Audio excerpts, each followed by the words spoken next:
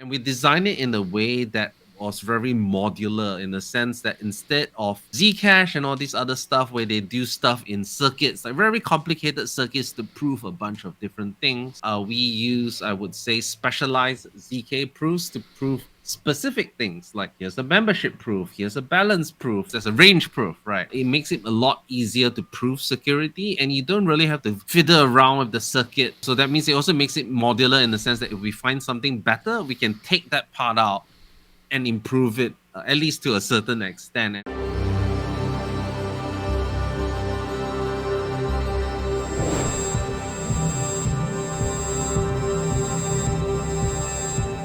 This podcast is sponsored by Coin ATM Radar. When buying crypto with cash, an ATM is much more reliable and safer than meeting some random person in a random place. And unlike an exchange, which could freeze your account, you truly own all the crypto you buy. With Coin ATM Radar, you could find crypto ATMs and other services where you can buy and sell cryptocurrencies for cash. On their website, you can search by coin, address, if the ATM supports selling as well as buying, and you can also search by geo area, country, state, city. You can also check and compare actual current fees at different ATMs. If you want to find out more, head over to coinatmradar.com, which is coinatmradar.com. Hey everyone, I have the pleasure of once again speaking with the one and only Reuben Yap of Firo. How's it going, man? Doing good. We just had like a little pre-talk before this. Went through a little scare last night, but all good. But really excited to be here, and it's always nice to see someone like like you, who's like really living the crypto dream, right? So dream or nightmare, I'm not sure, but I guess more dream than nightmare. Yeah, it's more everyday life now. It's more boring, unexciting, just the way things are. I don't remember how people do their banking finances some days. I'm just like, how does that work? Because it's just foreign to me. But so you've been on a few times, at least, all the way back to the Zcoin days back in the day. I remember because I have an old thumbnail that has a Zcoin logo on it and stuff. So yeah, it's been a while. But so Firo has been one of those projects that I've been paying attention to on kind of like, at a distance for a bit and then a little closer. Partially because, at first it was like, oh, it's another project that uses like the stuff I was familiar with, like the Dash technology, masternodes and stuff. I'm like, oh, someone else is doing that. That's interesting. But increasingly it's like the privacy conversation, because the first privacy conversation was sort of the dark coin versus Monero type conversation. And then I heard about Zcoin. I don't know how front and center that was in the conversation, but then it was always, Monero and Zcash for the longest time. The Mimblewimble coins, in terms of hype, sort of appeared for a second and disappeared. And I know there's the Beam team is still doing good things. I know obviously Litecoin's really going hard into that. But it seems like as far as like the top level stuff, we're usually talking about Zcash's tech, and then we're also talking about whatever Monero's doing next with Seraphis. But then there's also Firo in the mix. And it seems like a lot of these, I don't want to say make it sound like I'm being negative here, but like a lot of like the PivX kind of projects seem to have just sort of adopted a tech and are not pushing it forward. So from my outside perspective, it seems like Firo is pushing it forward. So last time we talked, you mentioned about Lelantus, more just, I guess, V1. So do you want to quickly explain how that works, and then go into Spark and how that's different and all that? Sure. Yeah. So, I mean, we started out with zero coin, which is why we were originally called Zcoin, and that basically, used RSA accumulators. There was a trusted setup, but one that wasn't. Oh, I mean, I probably wouldn't go into that. But basically, it allowed people to like burn coins of fixed denomination and redeem them for that same denomination later. And I guess that was like kind of like the first like zero knowledge proof style. Of course, Monero people would say, yeah, they use zero knowledge proofs as well. But I guess this was like a different approach, and that's kind of like what really me because I used to be part of the Dash community too, but obviously, when privacy started taking a back seat, and when Zcoin was coming up, I aligned myself more with that privacy thing. Then after that, we did something called Sigma, which was basically zero coin without a trusted setup using different type of cryptography. But what we found that was a huge limitation was that requirement to burn and redeem in fixed denominations. And what that means is that if I burn one, I can redeem one. If I burn 10, I can redeem 10. And obviously, you don't want people to be burning like 12.5 something something, because that can stand out if not enough people are using that denomination, right? Which is, I guess, a very similar concept to CoinJoin in many type of implementations. So we were like, okay, it'll be great if we can burn any arbitrary amount and redeem even partial amounts. So that means I can burn 176.52 and redeem 0.67, and that works, right? So that's kind of how Lelantus came about. And it doesn't have any sort of trusted setup. It uses something called one out of many proofs. So that was kind of like an interesting path that we took because of our Zcoin heritage, and also because we really didn't want to deal with trusted setup. So that was the thing. So yeah, that's kind of Lelantus in a nutshell. But after that, we kind of realized that, hey, actually, we to get really full privacy, and of course, that's that discussion of supply auditability. Should you be able to see the coins like actually physically there? I mean, that's, I think, a nuanced argument for that could go on for half an hour or more. But if anyone wants to take a look at that, you could take a look at Fluffy Pony's talk on supply auditability. Just look it up on YouTube. That gives a very good view on that. But we realized that, hey, if we are privacy coin, we should do privacy really well. And what we wanted was, even though we had Lelantus version 1, we also had something called Lelantus version 2, which allowed people to use, instead of having to burn and redeem, you could actually pass that receipt to redeem to someone else, right? So it's kind of like a Z to Z transaction. But then we realized like, oh, this we could do that, but it lacked a kind of a stealth addressing type of system that, I guess, like stuff like Monero and Zcash has, where you just share one address out, you can share it publicly. It's like an email address that people can send and you can send from, but then people don't actually see what's going in and out of it. So like that address, you can't search it on the blockchain. And we thought that was like a really important thing, just rather than hoping people don't do address reuse, right? So we came up with this whole new privacy protocol that was kind of inspired on our work with Lelantus, and therefore we called it Lelantus Spark. And that basically is Lelantus with what we call Spark addresses, which is a type of stealth address, but totally different, like, back end and stuff like that. And we designed it in a way that was very modular, in the sense that instead of Zcash and all these other stuff where they do stuff in circuits, like very complicated circuits to prove a bunch of different things, we use, I would say, specialized ZK proofs to prove specific things. Like, here's a membership proof, here's a balance proof, here's a like this thing like no negative numbers and no infinite numbers. That's a range proof, right? Yeah. So we have all these things proving specific things, and that has, I would say, well, first of all, again, no trusted setup, but it makes it a lot easier to prove security, and you don't really have to fiddle around with the circuit a lot, and it makes it so that means it also makes it modular, in the sense that if we find something better, we can take that part out and improve it, at least to a certain extent. And we're already doing that. We actually found a better membership proof, and we're already in the process of doing the research for it. And actually, Spark was so good that it actually, like you mentioned, Seraphis actually kind of like um, took a lot of inspiration from Spark, because what was happening was Yuko, who I guess was the first guy who came up with Seraphis. He had something called Zero CT then, and it was just a framework. There was no like paper or cryptographic thing written out then, and he was like missing certain components to complete his protocol.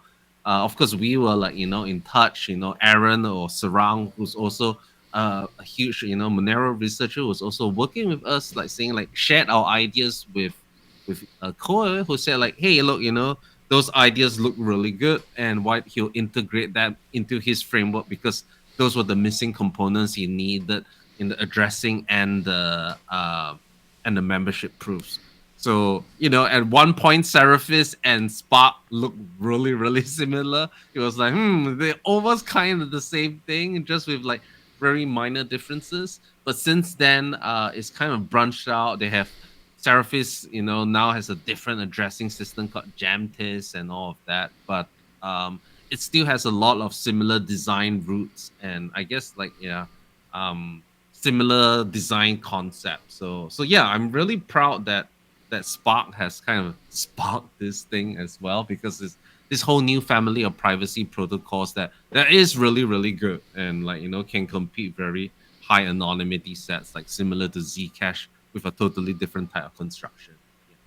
Yeah, it's so when we're talking about user experience, like from what the end user sees, Hmm. how different would a Lelantus Spark kind of approach be from a Zcash shielded approach? Would it look the same? What about the like as far as like you just have one address and you send to it and then you can't see anything on a block explorer or whatever?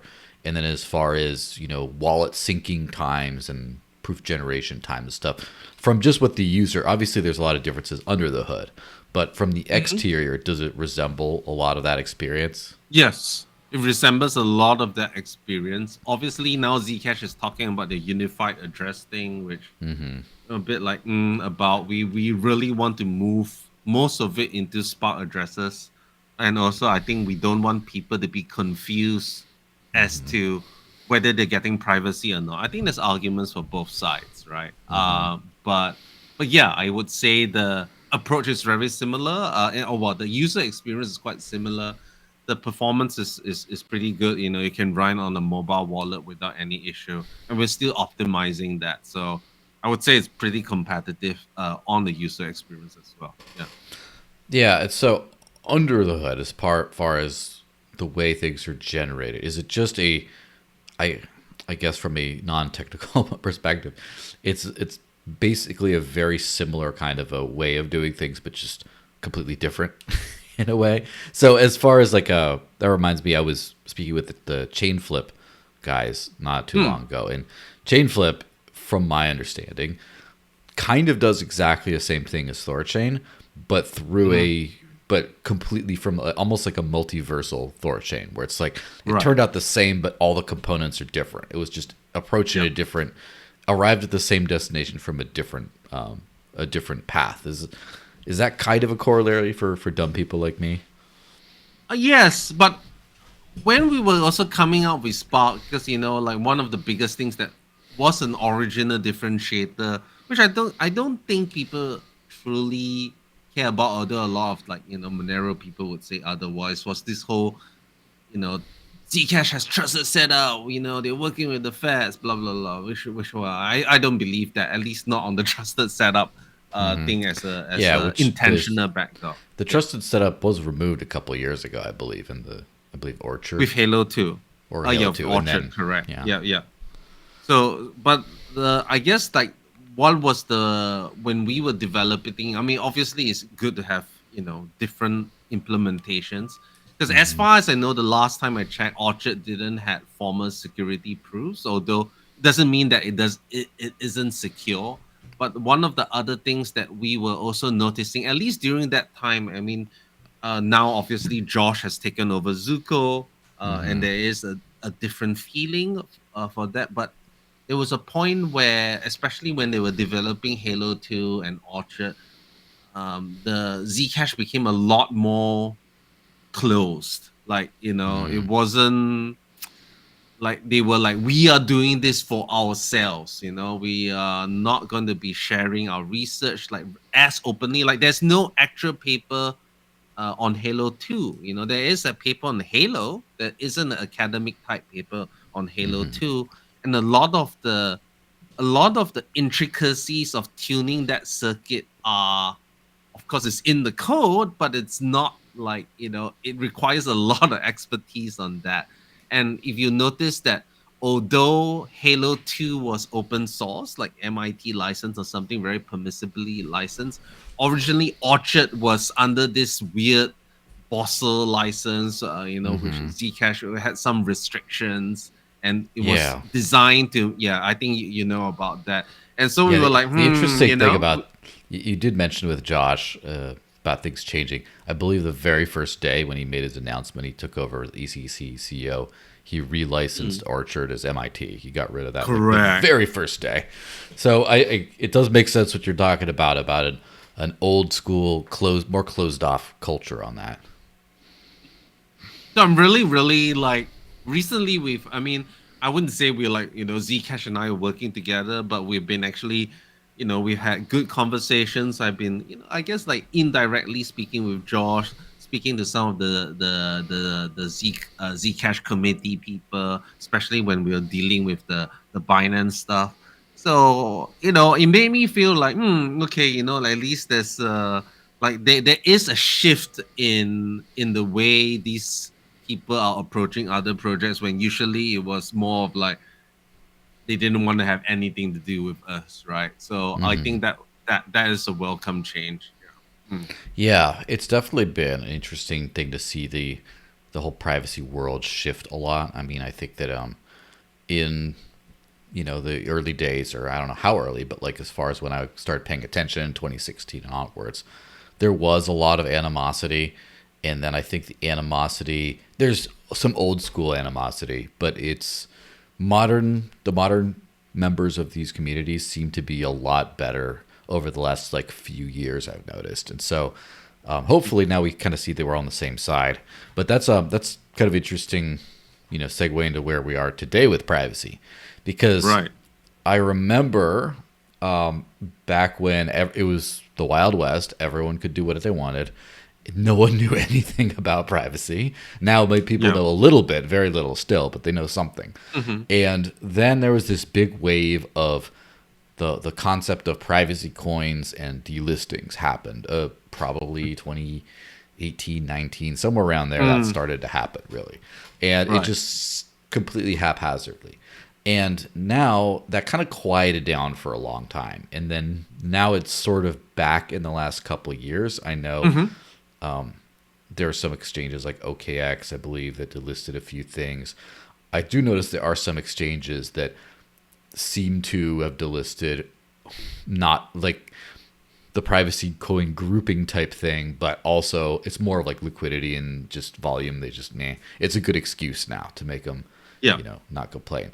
But there seems to be the more educated kind of delisting or thing, which culminated in the Binance thing. Because Binance is all, listen, for whatever you say about Binance, like Binance has been a massive part of crypto's Yes. success up until this point, and also a massively sketchy operation in some ways. Let's just be honest there. Hmm. No judgment at all. Like, get your bag, do what you want to do. But so to have Binance cracking down on some of these things, coming after Monero, getting rid of Monero, or in a few days, I guess, and Hmm. basically telling, from my understanding, I haven't been super close in this, Zcash and Firo have to change or add some new address type in order to remain on the platform. So, Right. as someone a lot closer to that, do you mind just explaining that whole exchange address process and how that came to happen? Yeah. Well, first of all, I mean, like, I'm not like, defending Binance. Obviously, in the early days, especially when they were seeking high growth and whatnot, obviously there was like very lax KYC. I think if I recall correctly, it was like 2 Bitcoin limit without KYC, if if I remember. Mm-hmm. And yeah, obviously, I mean, I think a lot of this like stuff against them that was brought up was during that period, not when they were already I think in the past couple of years, they brought like ex regulators out, they made Binance US and try all these things to legitimize themselves. But obviously, in the early days, that was not their focus, and a lot of exchanges then operated like then. Arguably, some still do. right? Hmm. But yeah, so I mean, I'm not one to say like, Binance is perfect. They are not doing anything wrong. But I also find it a bit disingenuous when people kind of like say, oh, they're scammers. I mean, they're not in the same category as FTX. And when you're talking to many different type of exchanges, at least when in comparison, to the others that I've dealt with, I would say they're not that bad. And if you talk to the market makers, like people who do like deal with these exchanges, they say actually like Binance is one of the more top notch ones. Obviously, not defending all these other things, that they admitted to, but just saying that if you want to throw Binance under the bus, you probably have to throw most other centralized exchanges under the bus, besides the very few ones that kind of started up the regulatory route, right? But Hmm. yeah, anyway, so what actually happened was, um, to give some context why this thing kind of happened was, I guess, two big events happened.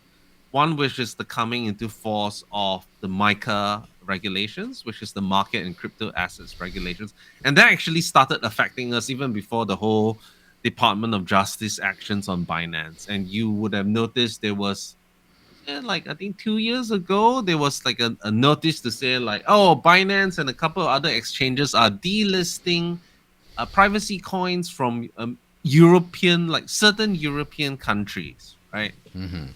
And there was very little conversation or feedback on that. They were like saying, we were dealing with local regulators. They want us to delist it. We went ahead and delisted it, right? And so we were unavailable in like 6 or 7 different European countries. So that was like already a huge warning shot, right? But then we also saw like MiCA rules coming into place, and we're like, we have to find a way to deal with this because MiCA applies across Europe, and Hmm. if there isn't a strategy or at least some sort of plan to deal with this or how we plan to deal with it, we are going to get removed from most exchanges because Europe is a big market that I would say most exchanges don't want to like mess with, right? Yeah. Of course, yeah. Uh, right. And we actually, we talked about this like a very long time. First, there was the travel rule, which we felt that we still complied with.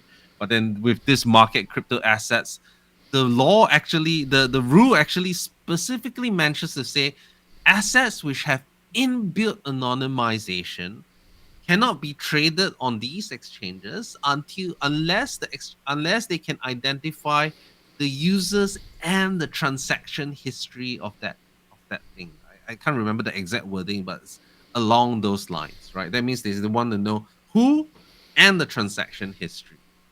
Which is like, wow, that if you read it in the most unfavorable way, it just means that you you can't have a privacy coin unless you have a backdoor, which is obviously a non-starter for us, right? Yeah, either a Yeah. universal one or a view key kind of a thing that lets you show the entire transaction history of some given coins. Of course, up to when, Yeah. right? As in from the Yeah. Genesis block, from the Coinbase or whatever. What? Correct. And so that was like a bit like like how the heck are we going to deal with this? But then so when we tried to engage with Binance then, but then they were like, no, we have our hands tied. But what happened was in September, another kind of like huge warning shot was fired when Binance actually sent a message to us and said, "Do you have any plans to completely remove privacy?" Like, Just asking, mm, no reason. Oh there's no, no here it comes. reason, right? Yeah, yeah. And then we're like, I'm like, no, like that's our Hmm. whole purpose, right? Like, if of course, it's quite funny to see some coins that used to call themselves privacy coins. I mean, this was, I guess, Dash. It's also like a dual type of identity Hmm. there. But Verge, Verge, it used to be called something else. I forgot. Yeah, Verge was Yeah. Dogecoin Dark, I believe. Yeah, then but even before there was another name, but never mind. But they were saying, "Oh, Oh we're yeah, completely public" and all of that, right? So, yeah, and I remember um, Horizon was what was it, forked from Zcash, and then they ended up pivoting to be a sidechain platform or something, and then Mhm. because of that they removed base layer privacy and just said, oh well, the sidechains will have it but we won't. And Yeah. after that they still got delisted from some places, which is, oh, that's kind of sad. It's like the Yeah, and then, like reputation travels. secret, correct. Dash is also something, right? Like Hmm. you guys have been like trying to get rid of that stigma for so long, right? Hmm. A funny little story was that we were supposed to get listed on crypto.com, but Mm. then when crypto.com listed Dash, um, a lot of the partners were like, we're not comfortable. And then as a result, they refunded us the listing integration fee. And what, we can't list any more privacy coins. I'm like, thanks, Dash. like, Yeah, I can't remember the specifics, but I do remember the Dash community being upset at the time because Crypto.com did not completely support Dash or something. Like maybe they let you buy and sell on the platform, but they didn't accept it for the card or for their payment gateway. There was some kind of a specific thing that, again, this is all Mhm. the world of very opaque crypto exchanges where you don't know why they're making these decisions and there's no one reason. There's always some reason of, they don't want trouble, but does it mean that they have laws they have to comply with? Have they been specifically visited by authorities? Do they have a banking partner that doesn't like what that just is uncomfortable? Or are they just making things up to be like, oh, we want to just avoid trouble? And don't always Yeah. know that. They don't tell you. Yeah, Huobi was also someone that they delisted us. This was even before Micah and all of that. They delisted us and put out an announcement that were delisting us. They did have a call of us to their credit to kind of explain things, and they were saying that basically Korean regulators were cracking down on them. They were like a really important market, and they couldn't afford to lose it, and therefore they had to delist us. But what was very interesting was that because I said like, look, you guys have Huobi Korea and you have Huobi International.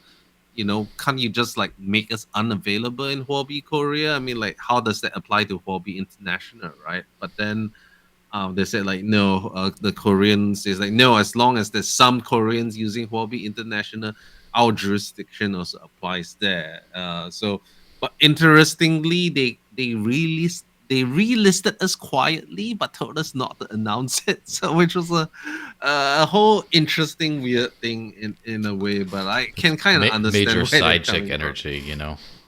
Yeah, which was horrible. Like we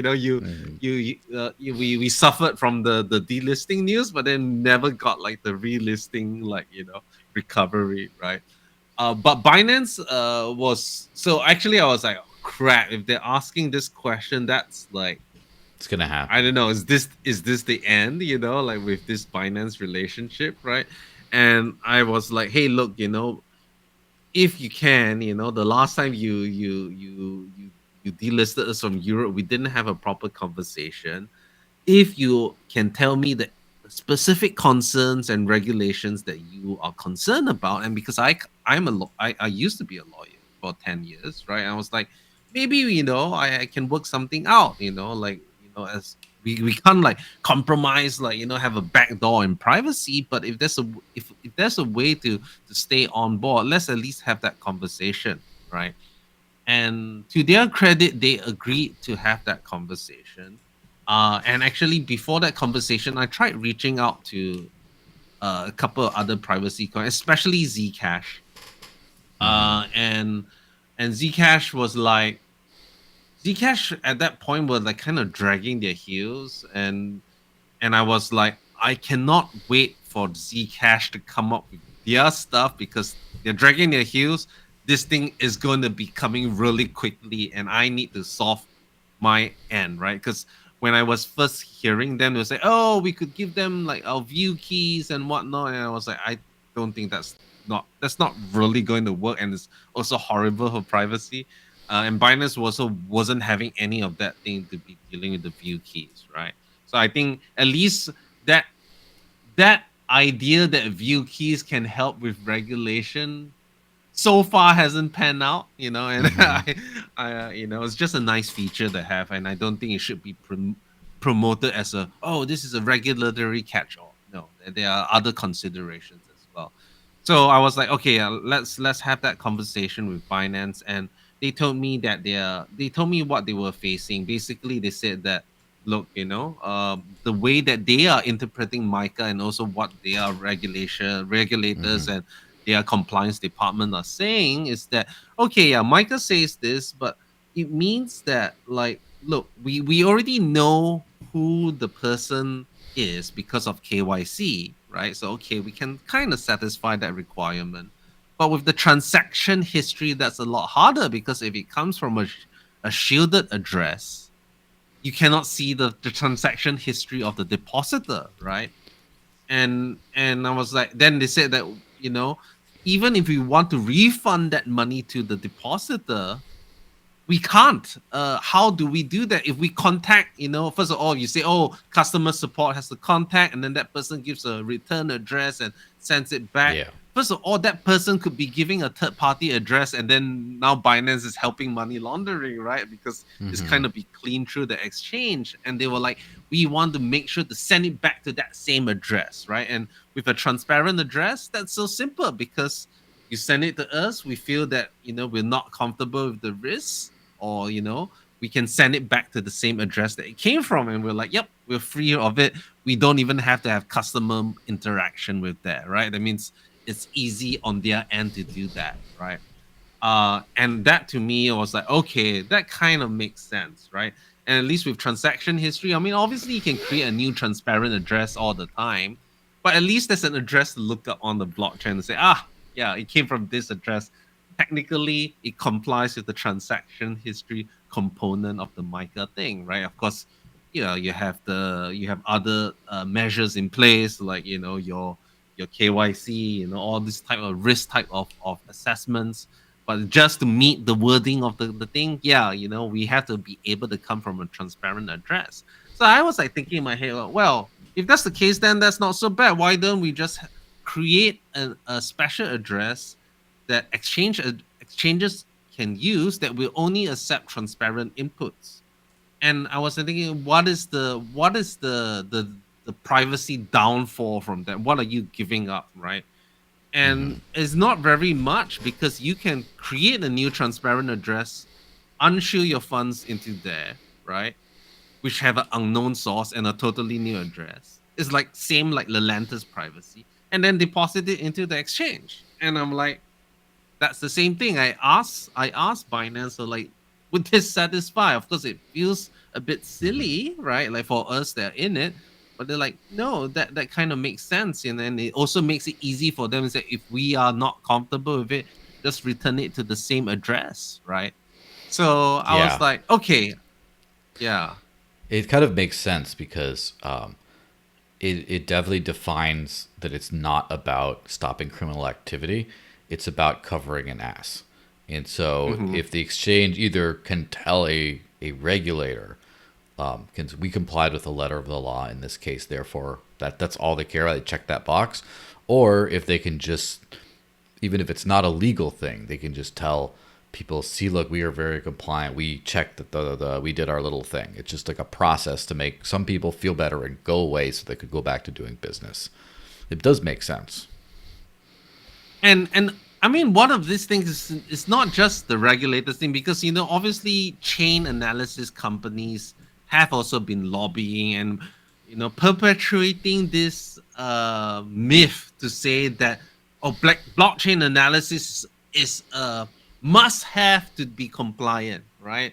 I mean, let's face it, only on the very big hacks, and even then it's kind of circumstantial, and only catches those people who are like kind of sloppy with it, right? Mm-hmm. But and look, chain analysis supports Zcash and all of that, even though, like, you can be doing this unshielding shielding stuff, and then like you don't really get that much usable metrics. Maybe you get some metrics, right?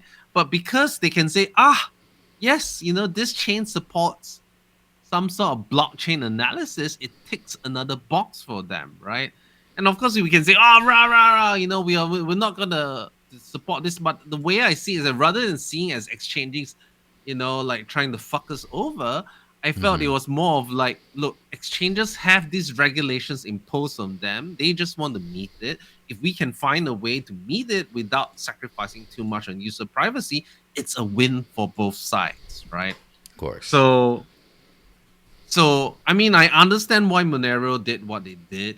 First of all, they can kind of afford to do it, even though it's still going to be a big blow to them. Obviously, now they're cheering to say yes, delisters, because there's a lot of distrust on Binance with Monero.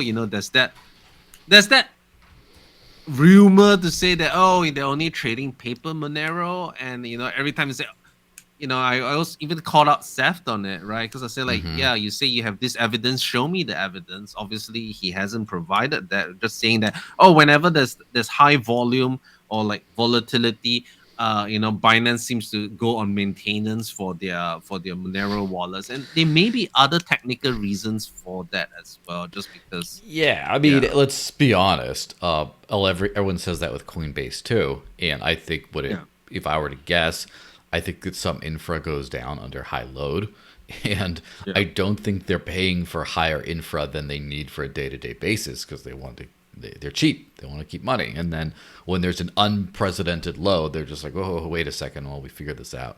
Although everyone's rightfully scared because of FTX, right? Because FTX had no one's money. And so I guess that is still relatively recent, so people are scared, but personally not Yeah, no, I too mean, worried about I, Binance. I think, I think it's right to like say like, hey, yeah, self custody and all that. Don't trust the exchange and all that. But to say that, it's a fact that they're doing paper Monero and manipulating it. Like, come on, it's like I feel like there's so much other fish to fry and so much other easier money to make. But hey, I guess you could say the same for FTX, where they were making millions every day and still it wasn't enough, right? But Yeah. hey, you have regulators sitting within with the Department of Justice, sitting within Binance, right? Uh, I feel like that sounds like a thing that they shouldn't be messing with, right? I don't understand why they would. Just doesn't make sense, right? If they were like already settling, and then next thing like, oh, I'm still gonna do some dodgy shit in the background, especially as something as fundamental as like messing with customer deposits, right? So Yeah, I that's a would big say I'm one. not saying that's impossible, but come on, don't present it as fact. It's more of like I maybe think they are, not to say undisputable evidence or like, oh, definitely they're doing it, or calling them like, oh, they are totally scammy and whatnot. And I feel like, wow, that's like kind of like, I don't know, it just sometimes feels a lot of it is like, oh, America, only the Americans can be good, only Kraken can be good. And I'm like, yeah, Kraken is good, but just what would happen if Micah comes into force, which is like later this year, and Kraken says, oh yeah, we can't support Monero in Europe. Are you still gonna cheer for them? I I mean, mean, like, they already I did, by the understand. way, which is it's kind of funny because branding and posturing, virtue signaling are very powerful in the crypto space. And I mean, in a lot of the Monero community, for example, and I understand their right to be upset, right, or very upset with Binance saying, "Oh, they're looking at this criminal stuff, all this," and then they're very pro Kraken because Kraken has come out and said in support that privacy is a human right, and they're the big last regulated KYC like fiat on ramp exchange for Monero. And people forget that they did delist Monero in, I believe, the UK. I don't remember if it was more than the UK, but they did do that, not because they're bad people, because Yeah, they had they're to. forced They to. can't. Yeah. Yeah. Yeah, I mean, like, people just have to realize that exchanges are, a lot of them are like, at least with Binance, they're being forced to, right? There are other exchanges which Yeah. just kind of like, I mean, is like, CZ in prison or something right now? I mean, it's not like he's not free to move around, that much I know. So yeah, it's yeah, not like yeah, they're in great shape right now. It's not like they have a lot of options to say, fuck the feds. yeah. I mean, like, I just find it a bit like it's so, it's just like, like, I find that it kind of makes the privacy community just look like people with pitchforks and or tinfoil hats, and that to me is like, yeah, you're actually, because my arguments to say like, look, I totally understand why Monero had to do what they do. There was basically no other option for them, right? I mean, this Mm-hmm. was part of their ethos, it's part of their I guess their culture, right? And also, how would they introduce transparent addresses? It's just like it kind of like crashed their whole privacy model as well, just because of the way ring signatures work. You have some like transparent stuff. It's just going to be a lot of technical work, and it doesn't make sense to do it just to preserve Binance, right? Yeah, of But course. yeah, obviously, if it was like all the exchanges, and I feel that there will be more delistings. They will continue to lose more, especially the big ones that may have come under some regulatory pressure. They would, and that to me is, I'm not cheering for it. By the way, Mm-hmm. I'm lamenting it because it means that privacy coins are going to be kind of like this barrier, like we are very cut off from mainstream access, and everyone's like, oh yeah, we could use all these dexes, right? And I Mm-hmm. mean, yeah, I know, but how many of you have tried it, right? Like, like Yeah, a few of us yeah, have. like you have obviously, but the experience is, especially like with the Monero ones, right? Like everyone's talking Mm-hmm. about Sarai, which I'm friends with Luke and his name Kayaba Nerve, right? Mm-hmm. And he's great. And but then like, okay, what else is there? There's like Bisq, there's basic swap decks, which just today, someone was saying like, yeah, it's still kind of buggy, it's getting there, right? And Mm-hmm. obviously Torchain, I don't think is probably not going to list Monero, not with the regulation on it. I didn't Yeah. hear Maya is going to support it, so I'm like, Secret had this bridge which was basically a multi-sig, and they stopped that as well. So I'm like, well, what kind of good DEX options do you have? Haveno, like Yeah, you know, and personally, I mean, obviously, I've been very close to the Maya team, and I'm a fan of Thorchain and stuff like that. But sure. honestly, I do think that there's a big gap between dexes in terms of the AMM dexes and then just Yes. the atomic dexes. And there's no hate to the atomic dexes like the Decred dex and Yes. the basic swaps and all that. Which basically they were just mad at me today because I was like, why didn't you mention basic swap? I'm like, you guys are great, but Yeah. I can get someone to connect their MetaMask into like a Thorchain interface and click the swap button and you get the coin. And Yep. before you know it, you get memoless swaps and it'll be just like old school shapeshift. You can't you don't have to download a whole client and sync up a client and like it's just not going to be the same. So I do know that I mean I don't want to speak for, but I think the Maya people might be investigating Zcash now, and Hmm. obviously Sarai's entire thing is around doing Monero. So once if you get some kind of good cross chain, if you get a good cross dex aggregation going, then you Yep. can start talking about need decentralized exchanges. But Yes. it's a little early for that still. It's still like I think it's like play nice to hold them off as long as you can until you don't Yes. don't need them anymore.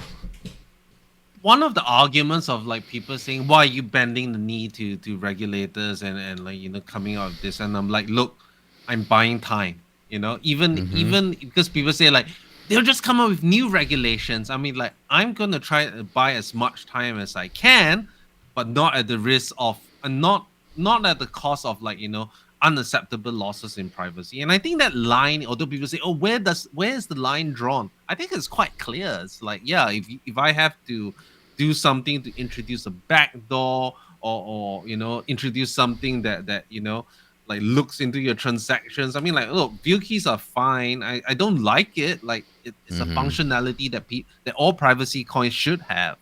By the way, Yeah, a of lot of people course. say, oh, Monero has view keys. Monero only has incoming view keys. It does not have outgoing view keys. So it's not even good enough. And what that means is that you only can see money going in. You can't see money coming out. So you can't even impute balance, right? So Mm-hmm.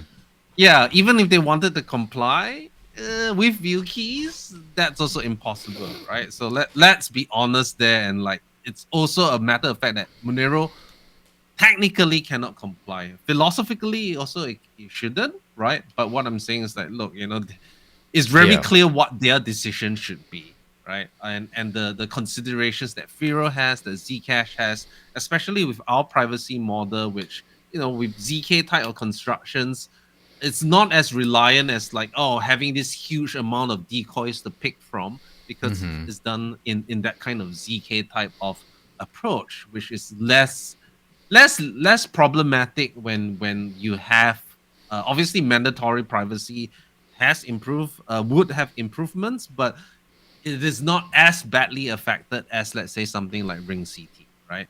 So yeah. Yeah, and I mean, with the Monero case, it's definitely a dual case, as you mentioned, of technology and branding. Hmm. Like Monero was somewhere in the, what was it, the 140 range or something, 145, and then the delisting happened. It went down to like 100. It was Yeah. very far, but it bounced back most of the way Hmm. already. So 50% back, I yeah, think. Yeah. losing what used to be the only huge, the mega exchange on the planet, and still is huge, but like it could be a death blow to another project. To Yeah. Monero, they survived. However, if Monero had enabled exchange addresses or something, my guess is, although the drop wouldn't have been as fast, the drop would have been more. Like people would have been like, Yeah. let's get out of this thing, and it Yeah. would have really Yeah. ruined Yeah. the They've image a whole lot. compromised. Yeah, Correct. so when we're seeing all this stuff happening, obviously, I'm very hopeful for the deck's future. The deck's present is kind of shaky. We're getting there. It'll take some time. But as far as just privacy in general, right? Um, I obviously, would yes. I would like to quickly just like highlight something about Dexus, because like Mm-hmm. obviously whenever I hear that conversation on Monero and stuff like that, and obviously I have the utmost respect for Sarai and Luke, like he's amazing, but at the same time he is a known target, right? If regulators Mm-hmm. really want to crack down, they will find a reason to say, you knowingly, did all this thing, you're making a profit. Obviously, I did. I mean, I told Luke personally, like, have you sought legal advice? You really should, because like you don't want to Mm-hmm. be another tornado cash, right? You may think that this is fine, and maybe it is, but do you want to take that risk, right? And I guess it's the same thing with like Torchain and Maya, because unlike in Uniswap, because Uniswap obviously is just EVM, right? Anyone can just Mm-hmm. create a pair, and it's just on the smart contract thing. With Torchain and Maya, in a way, it's like there has to be support. Obviously, you can say, oh yeah, the validators vote and whatnot to add support, but it is. I wouldn't say it's like a totally decentralized thing. They still have to choose which assets they want to support, Mm-hmm. and that to me makes it's not as permissionless as, let's say, something like Uniswap with ERC20 tokens, right? I mean, yeah, they can control the front end, but that's it, right? Yeah, With that's kind of more of a yeah. structural thing because first of all, Mm-hmm. the smart contract once deployed, which is annoying. That there's so many Uniswaps out there because they keep deploying new ones, and the old ones are still there. But Yeah. so that's a problem. But the good part is you can't shut it down. Then the bad part is the good part, I guess, is as you mentioned, you could use any token to swap. The bad part of that is it's all because you just support Ethereum. That's all you do, and it Yep. Yep. automatically has all these tokens.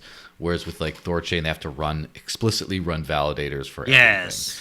It just So becomes I a mean, lot more. I'm not blaming them. It's Yeah. it's just more of like, I understand the requirements are different when you're doing cross chain, but it also means that they, for those people, known teams, or even, let's say, like partially doxed teams, it is a Mm-hmm. risk, right? Of And course. and if regulators like really wanted to come, especially like, I would say, like it's more a problem with stuff like Sarai, right? Like where you have a small team and very clear lead, right? That may not Mm-hmm. solve all your issues if, like, if they threaten Luke somehow to say like, hey, you're gonna go to jail, are you gonna continue doing this, like that is hard to expect people to do that, because I even myself, right, I consider myself like very pro privacy, but if my government told me that I would go to jail for it, I would Mm-hmm. probably stop, like, not because I I like it, but it's more of like, yeah, other You want to things are still be important too, around. like my family, right, and my Yeah, of freedom, course. right? So Yeah, yeah. so that makes a lot of sense. And good thing is there's so many of these dexes, and there's team turnover sometimes, and like open source code, and it's like it's getting You better, try your but best. Yeah. yeah. But so as far as the climate of privacy in general, obviously people like you and I are into into privacy as like the fundamental human right. And we're kind of a little bit radicals in this Mm, way, and all that kind of stuff, extremists even. But yeah. the reality is also that it's a very regular, as like the Zcash people like to say, privacy is normal, and it's with the crypto world as it is, the level of privacy is nowhere near good enough for regular normies to use. Yeah. It's to like where you have like a one Ethereum address with your account, and then all your NFTs, which someday will be like the title to all the legal title to all the cars you own, will be in that little address there that anyone can see without any hacker skills, and like all that stuff is just not going to work. And so Yeah. do you see anything of a shift happening soon, or like right now starting to shift, where people are starting to see that some kinds of privacy are normalized? So like maybe we do need to let average people coin join their funds, so that maybe, okay, if the government wants to run their best people by it to track some criminal and stuff, they still can, but the average person won't be able to tell where the money came from for your coffee. Do you see a change of that as like in the conversation at all, and is with like providers, with exchanges, with things like that? Or are we kind of still in the intellectual dark ages with privacy? I do think, unfortunately, I mean, like, there is more awareness, but then I feel that, at least from the exchange side of things, I don't think it's their major concern, right? Obviously, as a centralized entity with KYC and all of that, obviously privacy is like, you know. Obviously, a lot of people citing, oh yeah, we are GDPR compliant, and I'm like, okay, like, I'm not sure if the law applies like that, right? But I guess my thing it my thing is that, I still see a lot of indirect type of pressure. Like, if you take a look, there's this project called Nocturne that was being built on Ethereum, which had this whole kind of like address system that you can hold your funds securely, and it was a really good um move forward. But they gave an excuse like, oh, privacy isn't important, which was kind of weird. They will say privacy is only important once you have adoption. I'm like, okay, are you saying Ethereum doesn't have adoption? So I felt that it was an excuse that I think they probably got scared of some regulatory thing and just decided to shut the and like, if you take a look at Aztec, Aztec also used to be all about like, yeah, private transactions, and now they're like, oh, no, no, no, no, we are about private compute. We're not Mm-hmm. about private transactions, and there's like a roundabout way to get private transactions and all of that. And you take a look, like, most of the talks of ZK is more about compression, about L2s, about bridges, not so much about privacy. So I do feel that, unfortunately, in terms of mindshare, I do think that privacy is kind of suffering, and because normies also care about price go up, when that's this whole looming thing of delistings and all of that, it's scary, right? You're like, why should I can talk about, I care about privacy, but if I'm gonna lose 50% and when the delisting, right? Do I feel safe putting my money in a privacy cryptocurrency? I mean, let's face it, the speculation does drive also adoption eventually, right? So yeah, Mm-hmm. I'm a bit, I feel that the only time that privacy will come to the forefront is that when really bad shit starts happening, and that Mm-hmm. may be when a CBDC comes, right? Or like, when like those sorts of things start coming, and you feel like, holy crap, like, I'm being cut out. Like, if more stuff like the Canadian truckers happen, right? And then Yeah. average people feel like, I'm at risk. This is important to me, right? Because before that, in a way, that's why I find that privacy is hard to sell compared to, let's say, a NFT or some new scaling thing, because all of the or AI, because they're all selling a bright, beautiful future that you can get excited about, right? While privacy, you are building for a world that you don't really want to be in. It's like you're building for a world that you don't want, which is like, yeah, my product has a lot of product market fit if, like, we go down the Big Brother route and, like, the 1984 type of thing, then like, yeah, I need this shit, right? Yeah. And which is yeah. Well, the bright future thing, it might just be that you have to 1984 some people to reality to understand Right. it. There's that approach. There's also the fact that privacy enables more things because you don't have to worry about hiding them. So, for example, if you have encrypted messaging and end-to-end encrypted messages, you can talk shit all you want to your friends. Whereas if you're doing it in a Slack channel, the owner of the Slack can read all those messages and get you fired, for example. And so it's like the extra freedom to do things. And for example, when you share your public address, like your Cash App or whatever it is, your Bitcoin address, knowing that no one's going to see what happens there makes you much more likely to do that, even on a very, very simplistic kind of a way. So maybe, there are a lot of privacy educators out there happening. I mean, obviously, Naomi Bracco is doing a fantastic job on her front, but she's more, I guess, intentional on that. I do unfortunately use TikTok, and there are some fun TikTok creators who do things like try to find your username, your real name and birth name from publicly available social media stuff, and it's just so easy from just Yep. amateurs or just one picture or video. Where am I in the Yes. world? And they triangulate by the Google Maps street signs, and just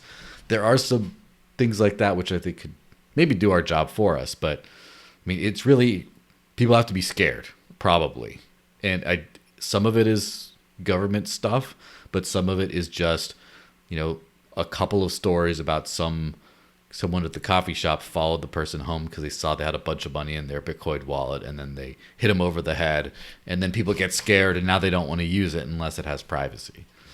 Yeah, I mean, let me kind of qualify my previous statement in the sense that I think financial privacy is kind of in the dark ages, but with other types of privacy, especially with messaging, with end-to-end encryption, with cloud type of stuff, that has been improving a lot. Like in the past couple of years, like, I mean, like, just in the past 10 years, end-to-end encryption used to be something like hardly anyone. I mean, even HTTPS was like, only some sites support it, but now it's like, well, it's the standard, right? And end-to-end encrypted messaging is I would say present in most major messaging systems, with the exception of Telegram, which a lot of people still think it's private, unfortunately. Hmm. But if you take a look, like, that battle, I would say, is we privacy is winning, because, like, for example, like, you see UK,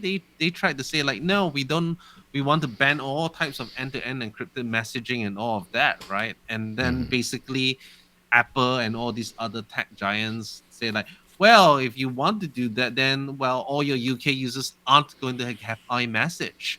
All you Hmm. people not going to have WhatsApp, because we're not going to give you a Backdoor. watered down version, right? Which was great, because then they knew that, oh yeah, this would piss a lot of people off. Then they backtracked, right? That Hmm. means that enough people care about privacy to make it a real threat, that these companies that they do have privacy are willing to hit back and say, well, if you force us to do this, if we do that, enough people are going to get angry that you guys are going to get in trouble, right?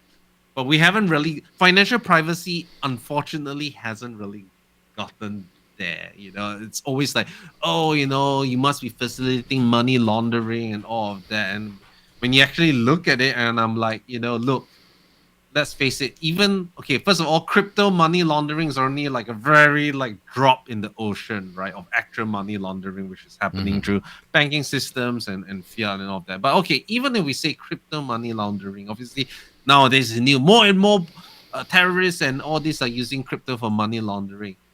Well, take a look. Guess where they're using them? Where are they money laundering on? They're freaking on like USDT, right? On Tron, right? Yeah. No privacy. Like there's whole documents like Sinaloa drug cartel and all of that. They're using USDT, right? And okay, I guess you can say Tornado Cash as North Korea, right? And all of that. But at the same time, it's like it shows that why are you focusing so much on privacy coins when they already exist for a long time, and the evidence of money laundering on these privacy coins are not that great, mainly because they want the money launderers want US dollars or something in fiat value, right? They just want to move it through the systems, and crypto isn't really good with that. And plus, and the ironic thing is that by freaking delisting and putting it off major exchanges, regulators actually have less insight into what's happening. Because Yeah. right now, because centralized exchanges work and they are convenient and they have large pools of liquidity, if I want to cash out a large amount of Monero, most likely I have to do it through a centralized exchange. And then at least I have some insight into it, right? But you delist it from all the centralized exchanges, and then what, right? Like, where are you going to get this additional information, right? You're not going to get any KYC data, right? So it's kind of silly. I always find it very puzzling as to why regulators are so hell bent on you know fighting this privacy coin bogeyman when there are much bigger fishes to get, right? Like, yeah, why hasn't anyone of note gone to jail for like laundering money for the Sinaloa drug cartel, right? Like HSBC did it, all these banks do it.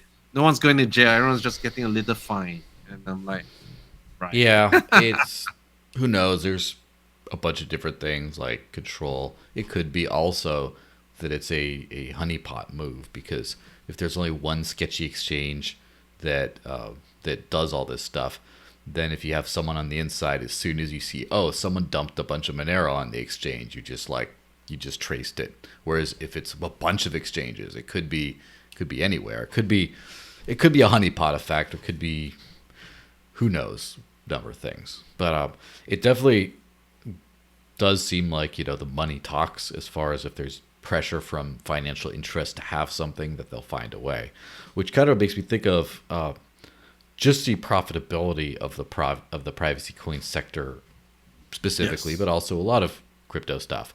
And I have to say that, the free market works in mysterious ways, and it's always right.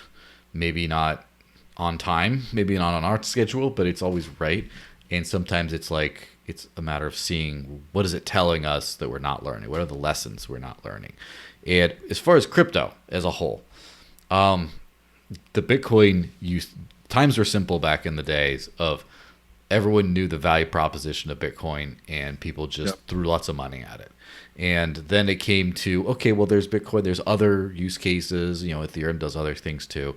Now we're at a very interesting, I would call it like a cynical value proposition stage, where the big hitters are, Bitcoin in its least useful form it's ever been in. It's most confused as far as a roadmap. It's whatever. Yeah. Ethereum as well. And then at Ethereum, like NFTs seem to be the number one use case for crypto today for the whole space, which is, they're not useful NFTs yet either. So it's an interesting time. And all the stuff that had value, that's like the natural successor to what, at least what we think is, to the original Bitcoin mission, which is to make it a better version of digital cash, which improves on privacy and sovereignty and things like that.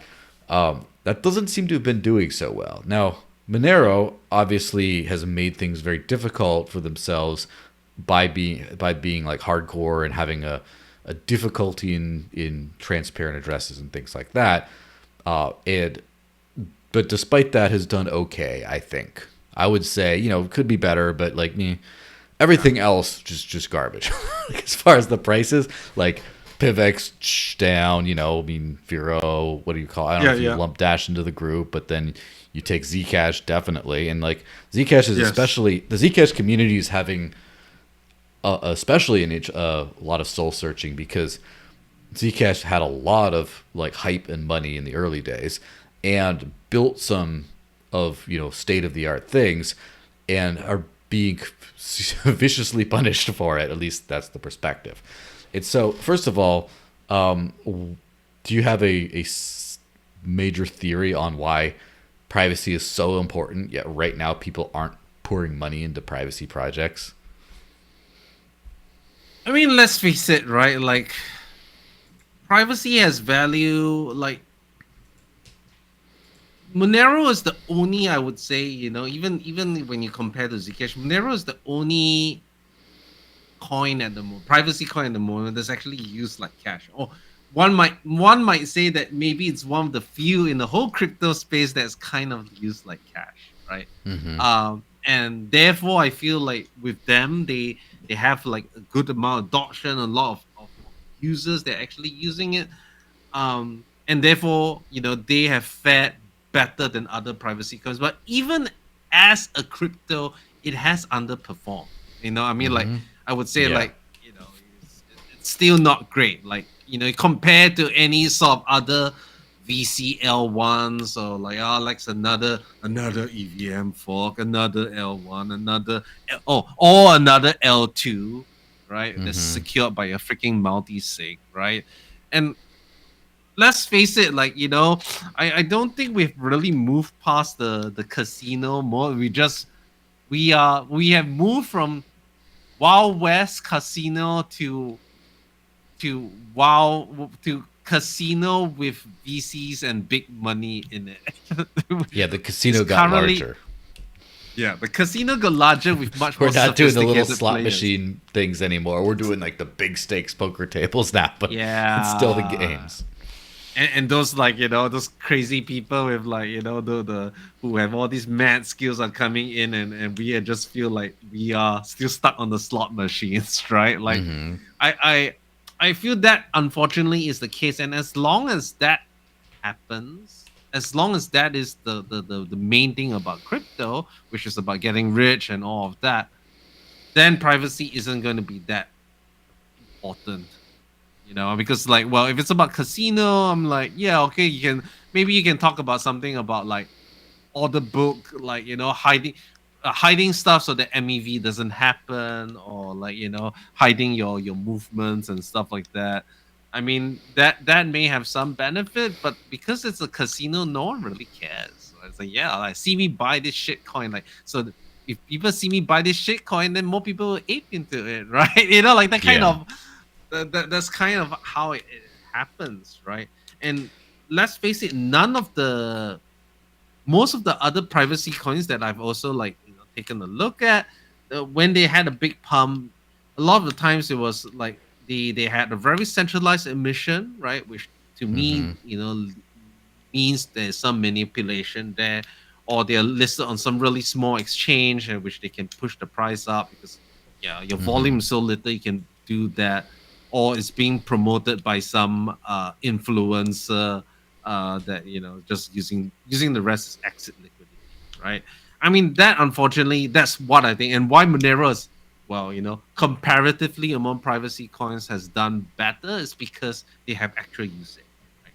Mm-hmm. But that's why I'm saying that, losing these centralized exchange listings is going to also hurt that. Because, okay, as someone who lives off crypto, right, there's a lot of times you still need that fiat conversion point, right? You need these integrations to go load it into cards, to buy gift things. There's that conversion from fiat. If you lose your centralized exchange listings, a lot of those integrations will break, because I don't think there's an easy way to do that on DEX. So then what's left, right? Then you only have the more illicit activity on it, right? Because then its usefulness as a currency that you can use is a lot less, because you have less things you can buy, right? So I do think that I'm not saying that we should bend over to centralized exchange, but it is not something we should freaking celebrate. That's all I'm saying. Like, don't go, yeah, delist all and centralized. We are not ready, and you're gonna be making it worse as money, not just for your project, but for all other privacy projects, because now we are seen as this, because Mm-hmm. you are the poster boy. Monero is the poster boy for for privacy coins, and whatever they do has impact on the rest of us, right? Yeah, So and yeah, I people. mean, that's kind of a bleak state, but as I said, that I'm building this, I mean, sure, I probably can build other things that would make me a lot more money, but I'm building this because I really believe in what I'm building, that it is required, and that if there comes a time where like where this oppression or this world, like I do think we are heading down that way if we don't do anything. We will be there to meet that need, right? But Yeah. that's gonna be a very long term game. Yeah. Well, it is interesting. I did do some brief market research because I was thinking like what does the market want, and I did find a few things. I don't remember where my notes are, but for one thing, I've heard often repeated that the CoinJoin Whirlpool on Bitcoin has more coins in it than all of the Lightning Network, and there's obviously multiple CoinJoin protocols that are whoever runs them can maintain businesses like pay salaries off of just the revenue for that. Whereas if you look at the transaction fees for all the privacy coins combined on the network, that doesn't pay. That pays for someone's lunch once in a while. It's a very little, right, Yeah. comparatively.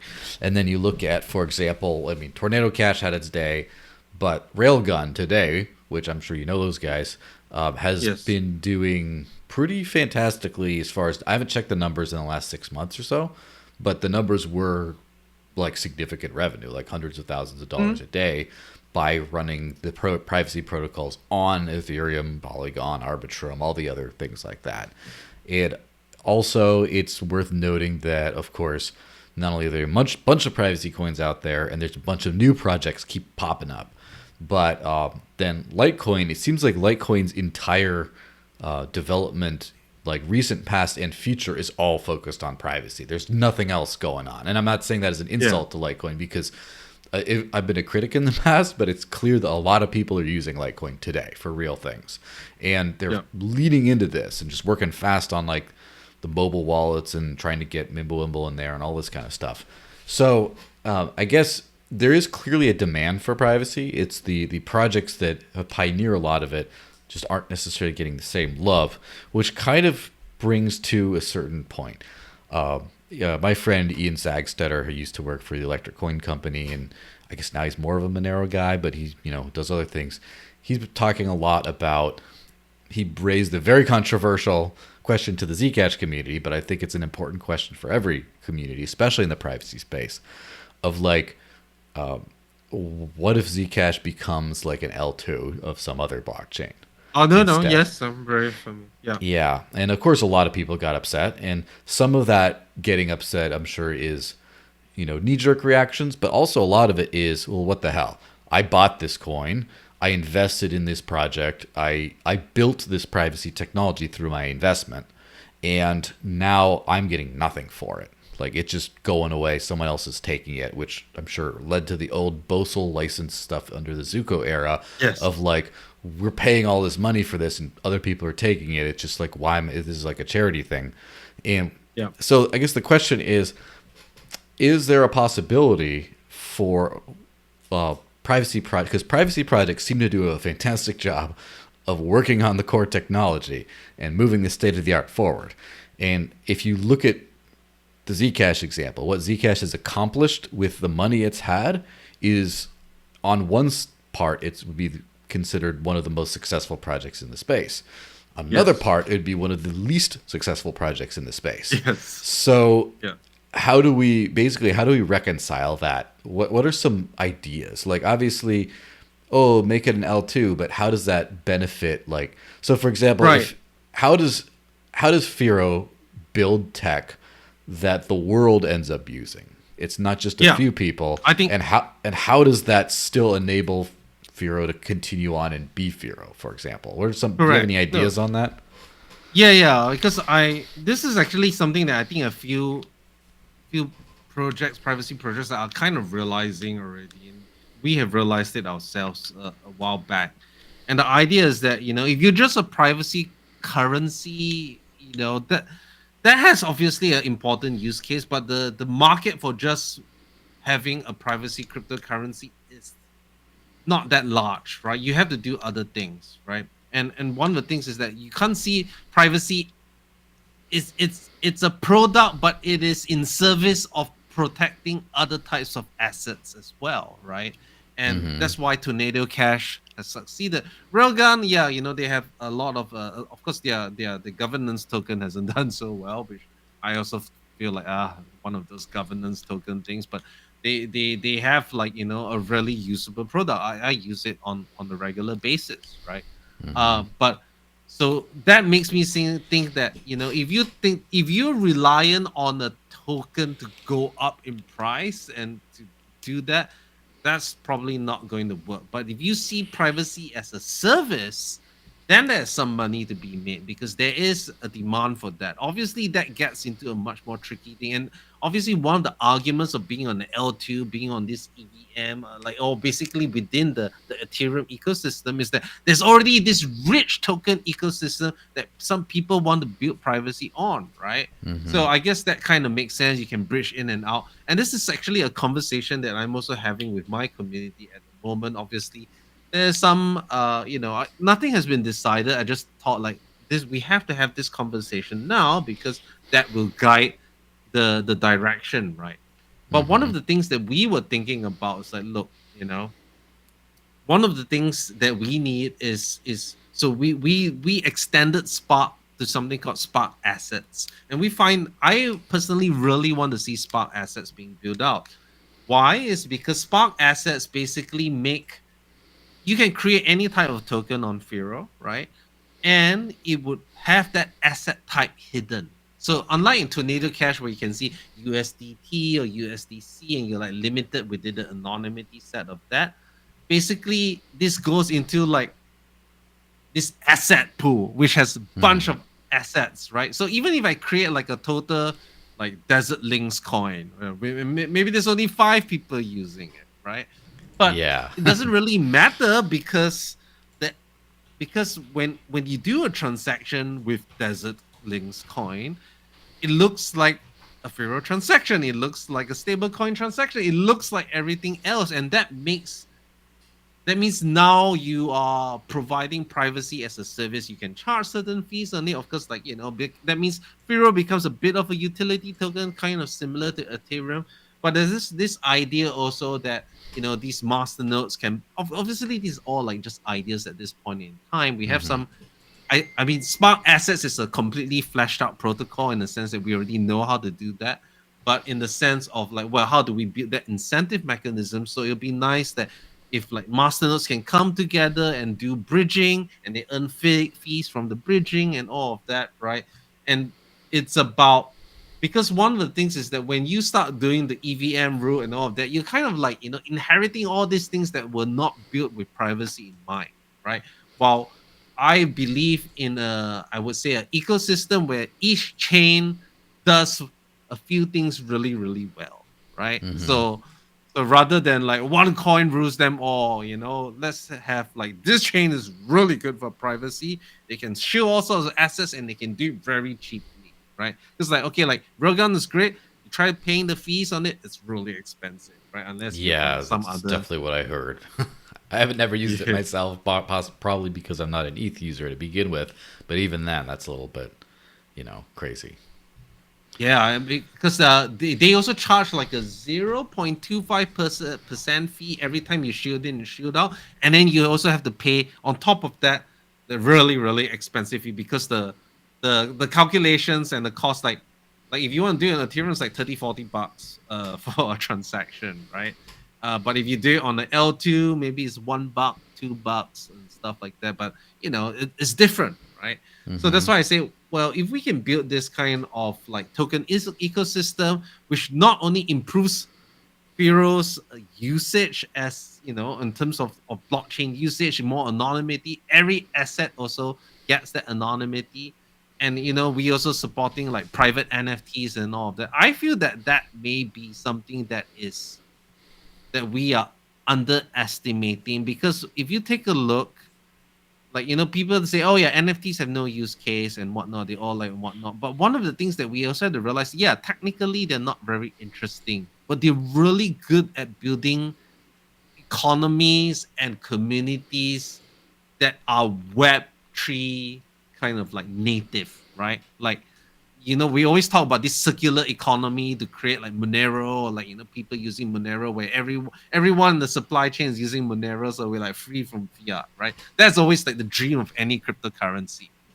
In a way, NFTs are kind of that, right? Because you can't buy an NFT with fiat. And yeah, maybe it's not very interesting and all of that, but if there's a demand, that is a circular economy. Who are we to judge like whether this and I would say there is value in digital representations of collectibles and all of that. But what I'm saying is that we need to find more things like NFTs that are Web3 specific, right? And if we enable this and we have create more this thing, then yeah, sure. I would say all this privacy infrastructure stuff is going to make a lot more sense because now you have actual use cases of people buying and selling or like participating in DeFi and all of that.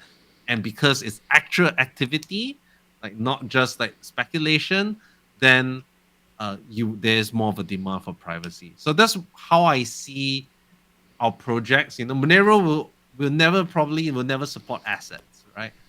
So Of projects course. like ours, that's how we are seeing ourselves. Like even Zcash is looking at ZSAs, I think Zcash Yeah, shielded Zca's assets or chill. something like that. Correct. And I mean, we have to see, like how far this thing. And of course, Xano is coming out with their own, shielded assets. So it is a growing trend. Whether it would take off is a separate thing. I think one of the biggest things is that how easy it is to provide liquidity to these tokens and how easy it is to bridge things over. I think those are really two important things, which is why I feel that I love what Basic Swap is doing and what of that. But then there's something beautiful about the simplicity of creating an AMM. You don't have to watch it. It just does what it does.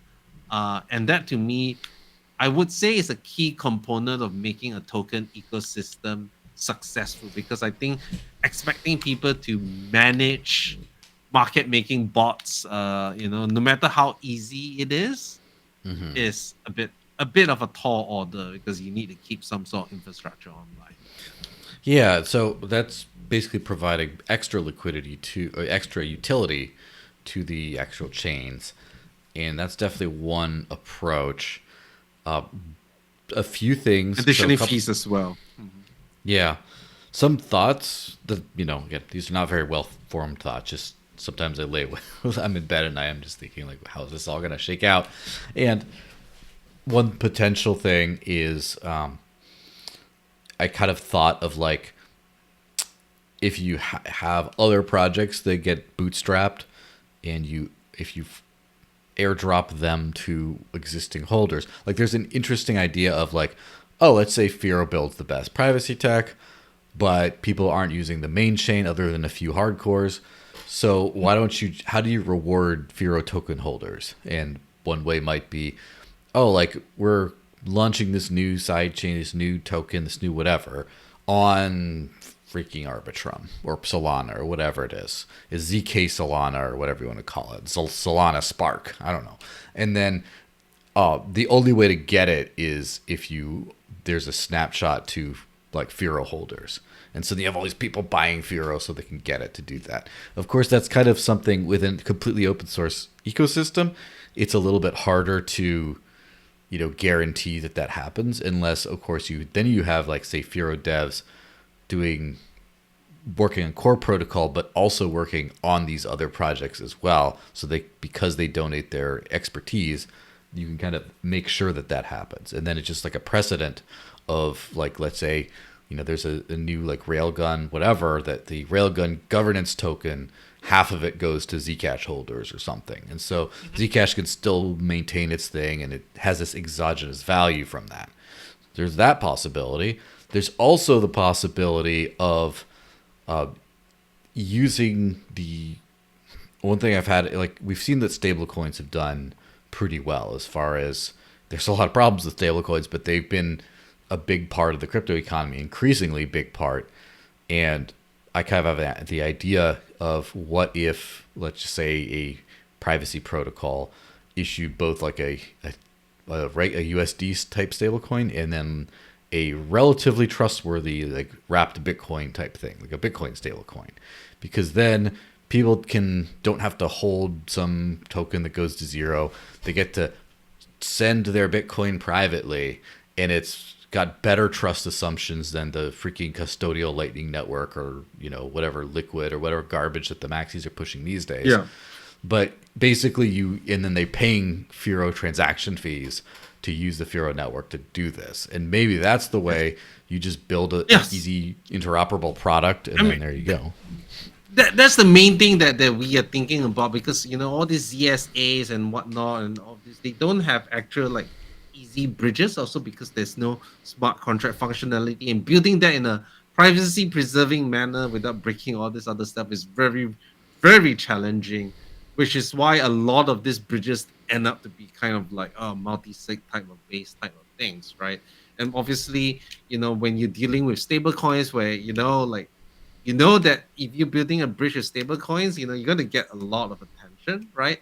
And therefore, like a multi-sig is not probably good enough, right? Like to say like it's a huge regulatory risk, right?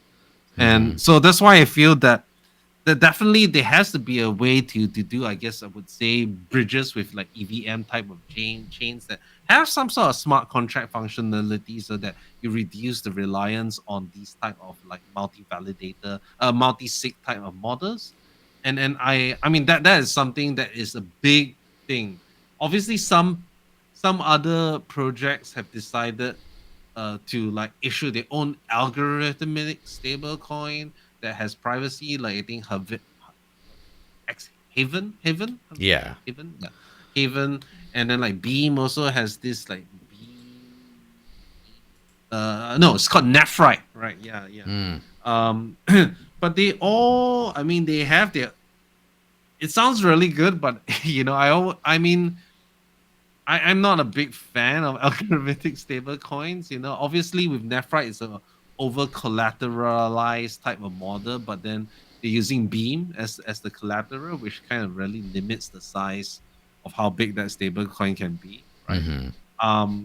But I do think, to me, the only kind of real way for stable coins to be used on all these things is just to use existing stable coins and bridge them over. I mean, that to me makes the most sense, rather than trying to create some new stable Bitcoin, because doing that Yeah. without regulation is, to me, almost impossible, at least if you want to survive for a decent amount of time. Yeah.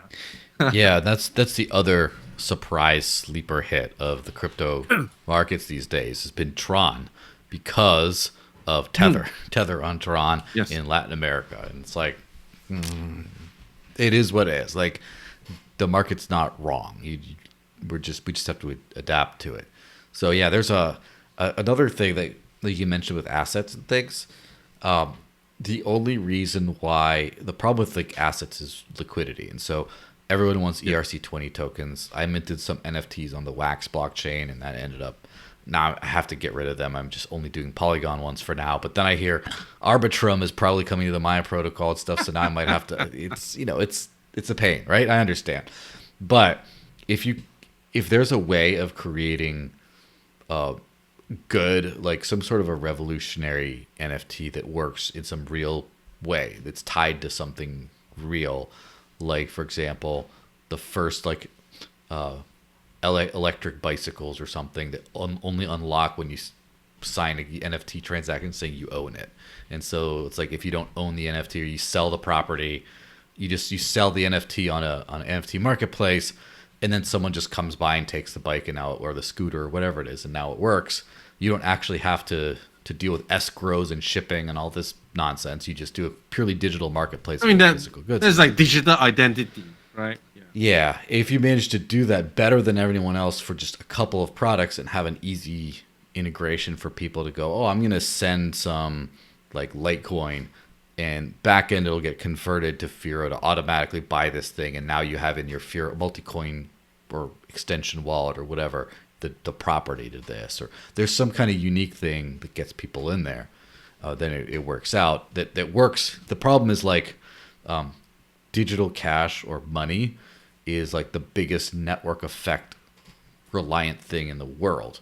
And so it's extremely hard to get something started from nothing, especially when there's a bunch of competitors. Whereas like a standalone product, it's like iPhone versus Android, where it's really hard to get a third option. Like BlackBerry just died. You just can't even do that. But if it's just like, oh, I'll go to a different like coffee shop. This is a kombucha shop. Oh, no one's ever had that before. But it's the same thing. You can go in and buy it and drink it. Same as anything else. Doesn't matter if it's a different thing. Then you don't have those network effects nearly as bad. One of the things that I've been thinking about and actually actively pursuing, which is I would say ancillary to Firo, but it was something that was created from I guess Firo's labs or however you want to call it. It's voting, right? Because I think like, Mm-hmm. and as you were aware, in 2018 we helped the High Democrat Party run their election and all of that. And obviously it was not perfect. It wasn't the most like technically beautiful thing, but hey, we kind of did it. 127,000 people voted, and people were reasonably happy with the results, right?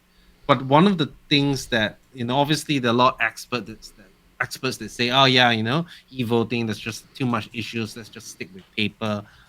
But I do actually genuinely believe there are ways to do privacy preserving type of voting, and I'm not just talking about DAOs. To me, DAO voting is like, I always find it's just like a bit of a circle jerk with Mm-hmm. DAO voting. But what I've been trying to pitch, which to at least my own government, is to say that how about let's not talk about full elections. Let's talk about it as a polling tool, right? Because like how does freaking Gallup do this polling? They're still calling people. Who picks up those calls? I'm really wondering like what kind of population is picking up these calls and spending their time answering these things? They must be a really old type of people, because for me, when I see an unknown number or like something, I'm just gonna freaking cancel it, right? Yeah. In But fact, I know I recently, within the last 10 years, was working in that environment. And I know people that still work there today. And I know they have to call up people and try to swing elections and things like that. And it's a mess of a system. There's nothing good today. The best thing tends to be Facebook ads today for reaching that. And if Facebook ads are your best shot, there's something wrong. yeah, yeah. But what I was talking about, like, if there was a direct way to poll your citizens on what people care about, rather than just like calling them up and asking them, and giving them a small financial incentive to give their opinion.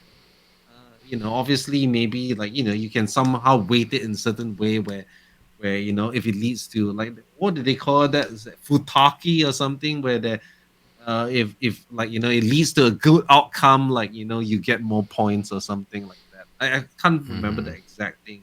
Of course, but the thing is that our government spends so much money on this polling, but don't get really good results. And my sister actually used to help a political party to try to process all this data and get information about how people are feeling, and that was quite eye opening for me, mainly because that so to just give some context, I live in a state called Sarawak, and Mm-hmm. there was this talk about autonomy, more autonomy from federal. We should get more like independent powers, right? Because we are not just a state or something like that, right?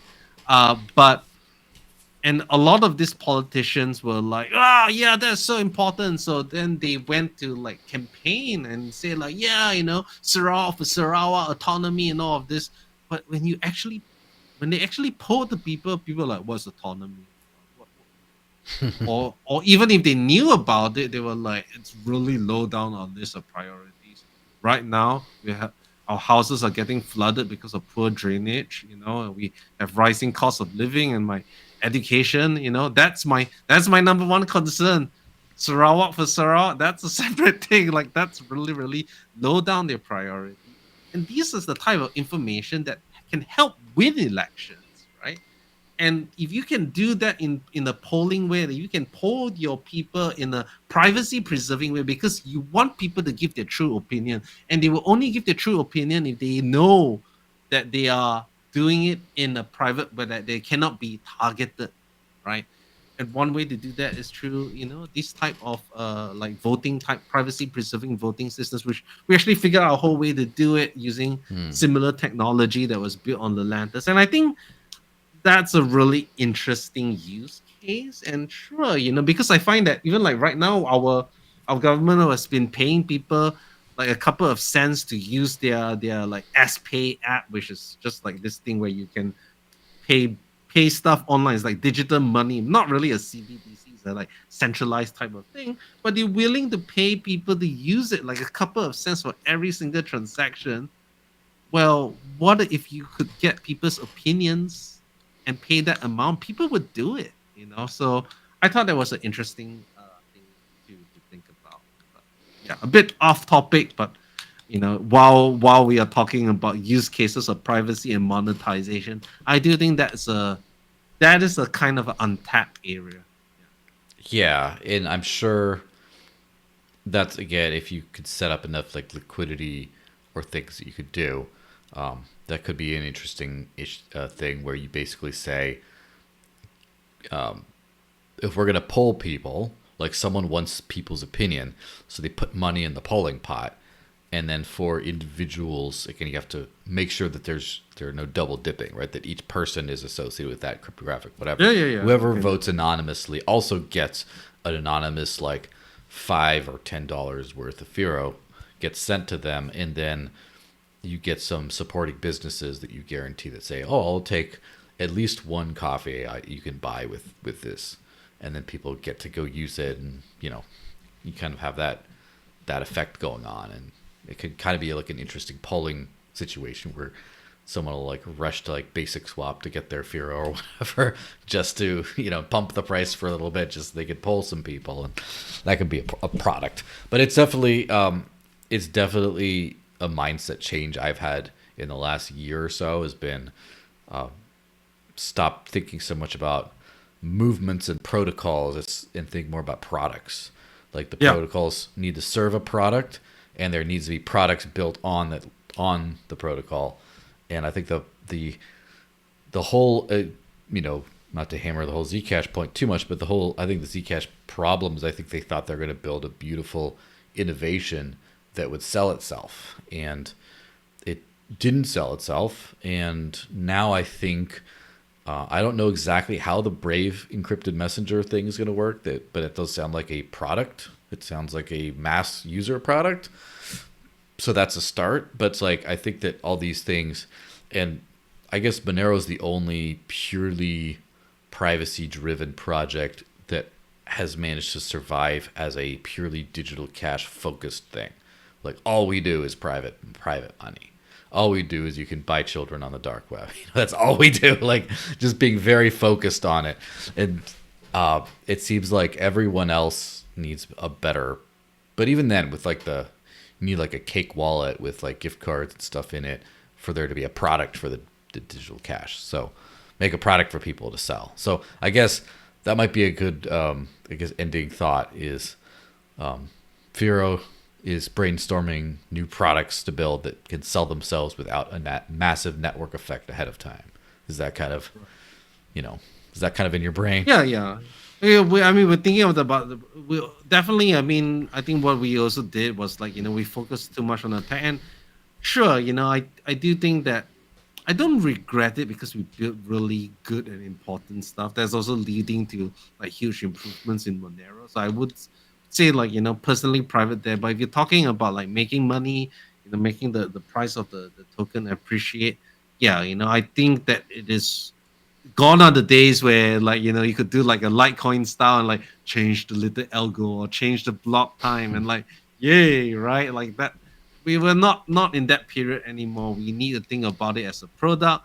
We also need to think about the narrative that then drives it. A lot of the stuff are narrative driven, even though there's not much of a product. There has to be a vision to sell, right? And if you take a look at the cryptocurrency as a product, then I think then yeah, you have to do some soul searching as to what actually you're gonna do, right? And I feel that unless you have like a slush fund with like lots of VC money being thrown at you, if you like community supported and all of that, then that's well, it'd be also really interesting to see Paris launch, which I understand is like quite close, which has this interesting tie-in with YATs, YATs. I don't know if you're familiar with that. Those Mm-hmm.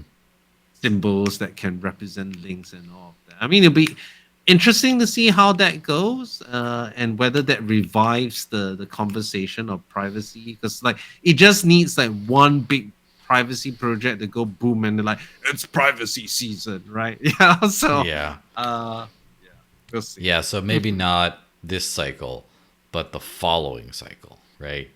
Is in the Mhm. 2028, 29. Maybe that'll be our unofficial prediction.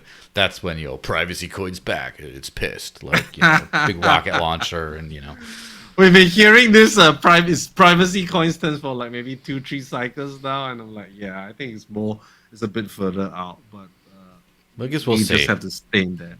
Yeah. All right, so shill-o'clock now. Where can people follow you in Firo and keep up with everything that's going on?